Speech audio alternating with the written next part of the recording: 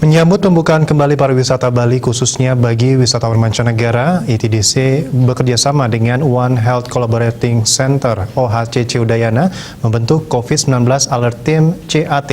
Tujuan utama pembentukan tim ini untuk mencegah dan mengendalikan COVID-19 di lingkungan hotel.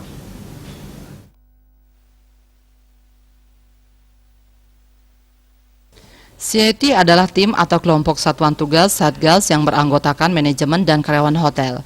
Mereka memiliki tugas, wewenang, dan tanggung jawab yang telah terstruktur dan terprogram berdasarkan modul CAT yang disusun oleh OHCC Udayana. Dengan tujuan utama untuk mencegah dan mengendalikan COVID-19 di lingkungan hotel. Pembentukan CAT di lingkungan hotel di kawasan Danusa II dimulai dengan diselenggarakannya pelatihan CAT. Ketua OHCC Udayana, Dr.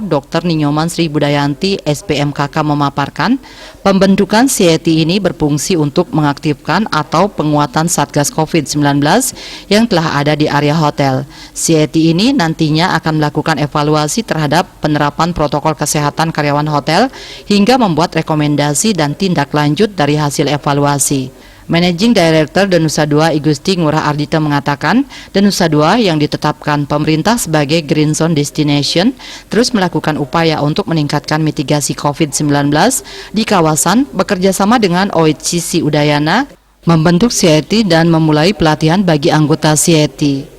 Dengan pola pelatihan dan evaluasi yang terprogram, CAT menjadi sebuah terobosan baru dan pertama di Indonesia guna mendukung upaya pemerintah dalam menekan penyebaran COVID-19 khususnya di lingkungan hotel.